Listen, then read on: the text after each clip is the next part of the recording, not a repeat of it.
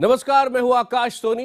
कल रेल मंत्री सुरेश प्रभु अपना रेल बजट पेश करने वाले हैं। जाहिर है रेल बजट पर देश भर के लोगों की नजर है, लेकिन मुंबई, वहां से शुरुआत कर रहे हैं हम, जो ऐसा शहर है जहां रेलवे लाइफलाइन का काम करती है। अगर यहां लोकल के पहिए ठप हो जाएं तो मुंबई ठहर जाती है। लेकिन बरसों से मुंबई कर लोकल को लेकर हजारों मांगे करते आ रहे हैं। उन्हें हर बार वादे तो मिलते हैं लेकिन काम नहीं होता। आखिर क्या है मुंबईकरों की मांगे, किस तकलीफों से वो गुजरते हैं, ये जानने के लिए हमारे संवाददाता ने खुद लोकल में सफर किया और लोगों से बात की।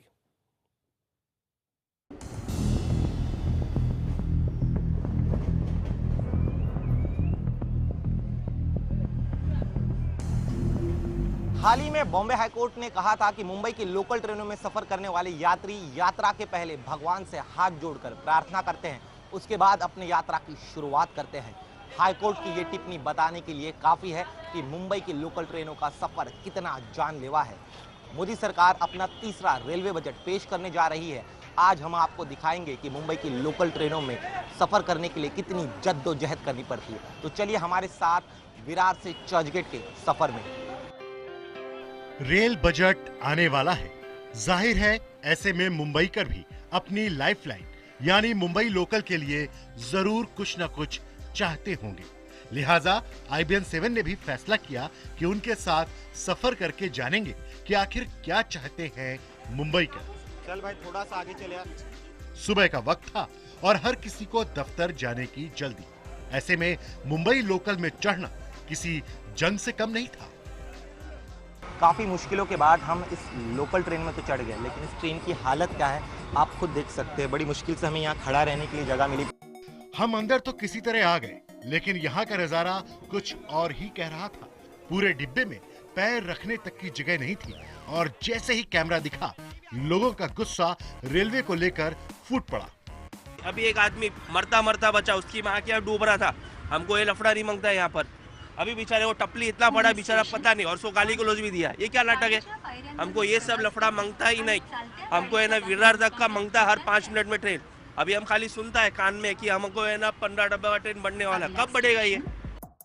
अभी सफर तो बहुत बेकार है, क्योंकि ट्रेन हम लोग ऐसे पकड़ते हैं जैसे कि रोजाना कभी कभी तो हाथ पे लगती है, कभी ऐसा होता है एक दूसरे को धक्का दे के भी एक आदमी चढ़ने के चक्कर बेचारा उतर ना रहा है तो 50 आदमी उसके ऊपर चढ़ते हैं।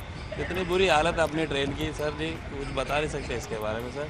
जैसा मुंबई आर्मी लोग कैसे खड़े होते हैं फायर करने के लिए, उस तरह यहाँ पे जंग से तरह लोग चढ़ने के लिए खड़े हो जाते हैं ट्रेन में।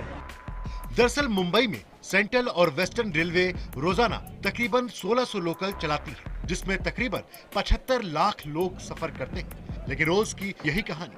1600 लोकल 6 अलग अलग रूट पर दौड़ती हैं, फिर भी अधिक यात्री दबाव के चलते अक्सर रेलमपेल और लेट ही रहती है। वैसे ही आते आते ये भीड़ और बढ़ गई। देखिए किस तरह से एक स्टेशन आया और यहाँ पर किस तरह से यहाँ पर फिलहाल जद्दोजहद चल रही है। यहाँ पर लोगों को आप देख सकते हैं कि किस तरह से लोग जो है जान हथेली पर रख कर एक एक करके यहाँ पर चढ़ रहे हैं। और यहाँ पर एक गेट ब्लॉक करने का कल्चर होता है आमतौर पर, क्योंकि जगह काफी कम होती है। इसीलिए आप देखिए किस तरह से यहाँ पर उतरने के लिए यहाँ पर जद्दोजहद करनी पड़ रही है। और ये रोज का नजारा है। रोज इसी तरह से मुंबई कर जो है अपनी जान हथेली में रखकर सफर करते हैं। भाई साहब आप मुझे बताइए, यहाँ पर आप सफर कर रहे हैं गेट पर, कितने लोग हर स्टेशन पर चढ़ पाते हैं? क्या लगता है आपको? आगे बताइए। 20 से 30 चढ़ते हैं एक स्टेशन पे।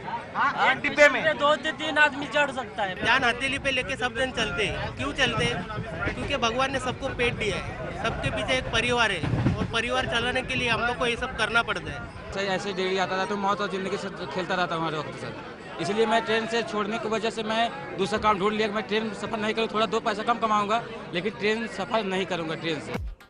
मुंबई लोकल में सफर करने वालों के लिए ये भी एक नाराजगी का कारण है। लोग चाहते हैं कि बजाय AC और लोकल जैसी घोषणाएं करने, इन्हीं लोकल में सुविधाएं और इनकी संख्या बढ़ाए जाने जैसी सहूलियतें मिल सके। सर AC लोकल तो एक भी ना आए वो अच्छा है। जो लोकल चल रही है वही लोकल टाइम पे छोड़ो बस, और इसके ऊपर कुछ भी नहीं। AC लोकल तो नहीं चाहिए, वो बंद ही कर दो। बोल रहे हैं कि मुंबई टू अहमदाबाद हम लोग बुलेट ट्रेन निकालेंगे, बट यहाँ पे विरार के लिए लोकल ट्रेन के लिए ट्रैक्स नहीं है अवेलेबल।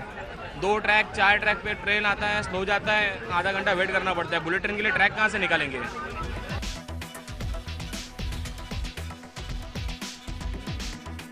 वहां पर जाना चाहेंगे, लेकिन बीच का जो रास्ता है वो पूरी तरह से भरा हुआ, इसलिए हम जा नहीं पाते, इसलिए सीधा इन मुसाफिरों से ही गुजरिश है। अंकल आप थोड़ा उठ जाइए जरा, मैं थोड़ा वो तरफ चले जाऊँ।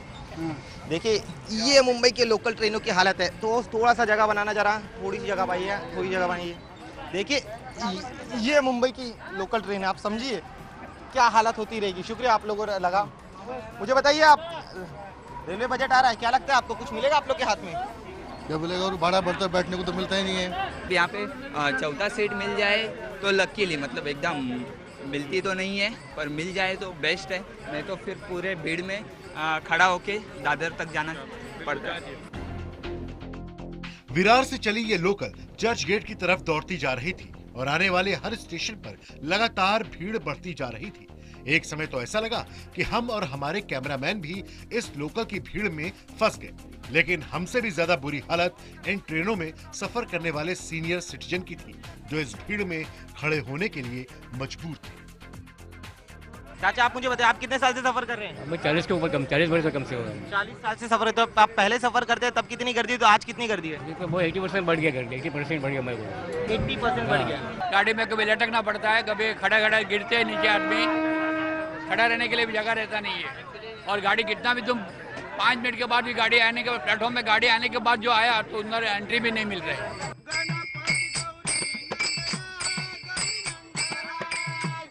रेलवे और लोकल में कम सुविधाओं की नाराजगी भले ही लोगों में हो, लेकिन लोकल में भी जिंदगी दौड़ती भागती रहती है और मुंबईकर जिंदगी के इस सफर में भी जीने का अंदाज निकाल ही लेते हैं।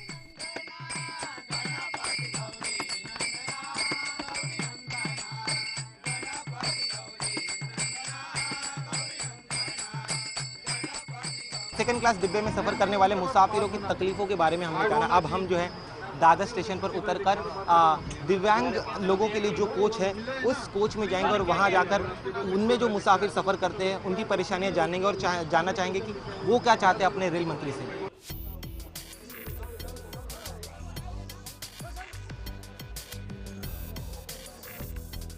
आपको क्या दिक्कतें होती इस ट्रेन में सफर करते वक्त? दिक्कत कोई भी आके चढ़ जाता है और देखने के बाद ही यहाँ से हो जाता है। ऐसा कुछ तो ऐसा कलर वगैरह मारना बनता है हैंडीकैप डब्बा के लिए कि जो डिस्प्ले होएगा कि ये बाबा ये डब्बा है, यहाँ नहीं चढ़ना बनता है, वही उतना ही करना बनता है। पुलिस की सुरक्षा होनी चाहिए। दूसरा हैंडीकैप के लिए डब्बा रखा है, वैसा ही सीजन टिकट में भी कंसेशन देना चाहिए उनके लिए, 50% टिकट कम करना चाहिए।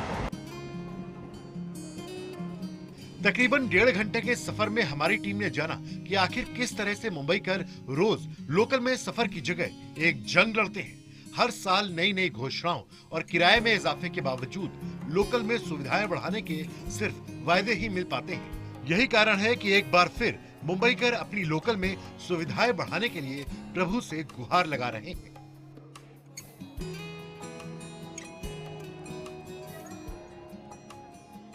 करीब 1.5 घंटे के सफर के बाद हम चर्चगेट पहुंच चुके हैं। हमारे इस सफर के दौरान मुसाफिरों ने उन्हें रोजाना होने वाली दिक्कतों तकलीफों के बारे में बताया। हम उम्मीद करते हैं कि रोज जान हथेली पे रख कर ट्रेनों में सफर करने वाले इन मुसाफिरों पर प्रभु अपनी कृपा बरसाएंगे और इस बार के बजट में उनके लिए कुछ न कुछ थोड़ा प्रावधान जरूर करेंगे। फिलहाल हमारा सफर यहीं समाप्त होता है।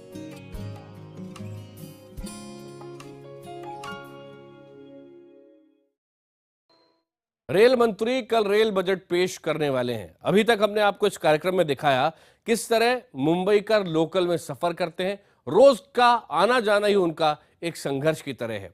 भीड़ का किस तरह दबाव है ये भी हमने देखा और ये भी एक कारण है कि रेलवे में हादसों का ग्राफ लगातार बढ़ रहा है। लेकिन शायद रेलवे सुरक्षा के नाम पर सिर्फ घोषणाएं की जाती हैं। क्या इस बार कुछ ठोस किया जा सकता है? ये एक बड़ा सवाल है जो जनता पूछ रही है।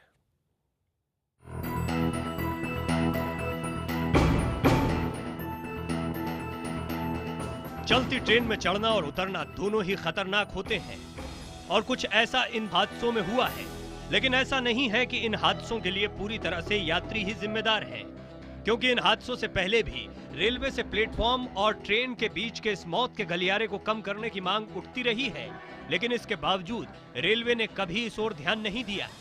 सुरक्षा को लेकर इसी तरह के ढुलमुल रवैये की वजह से ट्रेनों में लगातार हादसों की संख्या बढ़ रही है। रेलवे में दुर्घटनाओं पर अगर नजर डालें तो साल 2014 के आंकड़े चौंकाने वाले रहे हैं। साल 2014 में रेलवे में 28,360 हादसे हुए, जिसमें 25,000 लोगों को अपनी जान से हाथ धोना पड़ा। इसी दौरान रेलवे में 2,547 रेलवे क्रॉसिंग हादसे हुए। खास बात ये रही कि सबसे ज्यादा 7,969 हादसे अकेले महाराष्ट्र में हुए हैं, जिसमें 5,024 लोगों को जान से हाथ धोना पड़ा। रेलवे में हादसों से सीख लेने की हालत यह है कि 33,000 रेलवे क्रॉसिंग में से 15,000 आज भी मानव रहित हैं, जो हादसों को दावत दे रही हैं। इसके अलावा आज भी रेलवे में 11,400 रेल मार्गों पर लोगों के लिए पुल या फिर अंडरपास की जरूरत है। पिछले बजट में भी कहा गया है, सरकार से और फंड्स की मांग की गई है और फंड्स लगे, इसको बहुत जल्दी एलिमिनेट होना चाहिए। और आपको बता दें 60% एक्सीडेंट जो है वो अनमैन लेवल क्रॉसिंग पर जो लोग पार करते हैं उससे ही होती, बाकी सारे आप एक्सीडेंट ले लीजिए 40%। पिछले साल मध्य प्रदेश के हरदा में हुआ ट्रेन हादसा भी रेलवे की लापरवाही के साथ साथ तकनीक के न अपनाने के कारण हुआ। अगर रेलवे ने अपनी ट्रेनों में एंटी कॉलिजन डिवाइस का इस्तेमाल किया होता तो कामायनी और जनता एक्सप्रेस की इस टक्कर को टाला जा सकता था। असल में तकनीक के इस्तेमाल के मामले में भारतीय रेलवे कछुए की चाल से चल रही है। रेलवे तकनीक अपनाने के नाम पर अभी तक सिर्फ पुराने सिग्नल को एलईडी में बदल पाई है, जबकि एंटी कॉलिजन डिवाइस लगाने की घोषणा के बाद भी अभी तक सभी ट्रेनों में इसे नहीं लगाया गया है। इसके अलावा हादसों को टालने के लिए परमानेंट स्पीड रिस्ट्रिक्शन डिवाइस और ऑटोमेटिक ट्रेन प्रोटेक्शन सिस्टम का इंस्टॉलेशन किया जाना बाकी है। ये वो खास तकनीक है जिसे यूरोपीय देशों ने अपनाकर हादसों की संख्या बेहद कम कर ली है। ज्यादातर कारण ये है कि फंड की कमी की वजह से आज खाली जो है 50-55% जो है हम प्लेटफॉर्म को ऊंचा कर पाए हैं और इसकी वजह से जो है एक्सीडेंट हो रहे हैं। आज रोज जो है करीब एवरेज 10 पैसेंजर जो है यहाँ पर मुंबई में गिरता है और करीब 3,500 यात्रियों की यहाँ मौत होती है मुंबई में। यात्रियों की व्यक्तिगत सुरक्षा और खास तौर पर महिलाओं की सुरक्षा की बात करें तो आज भी महिलाएं ट्रेनों में सुरक्षित नहीं हैं।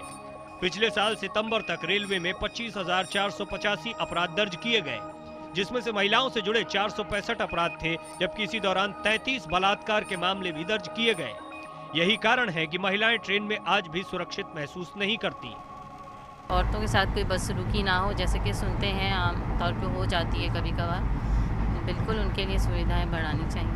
कुछ ऐसा करना चाहिए कि औरतों के साथ जो क्राइम होते हैं ट्रेन में वो ना हो। सेफ्टी पॉइंट ऑफ व्यू से I would never ever prefer कि ऐसी ट्रैवलिंग मुझे करनी पड़े। It would always be my second choice. एक तो डब्बा बड़ा या तो गाड़ियाँ बड़ा।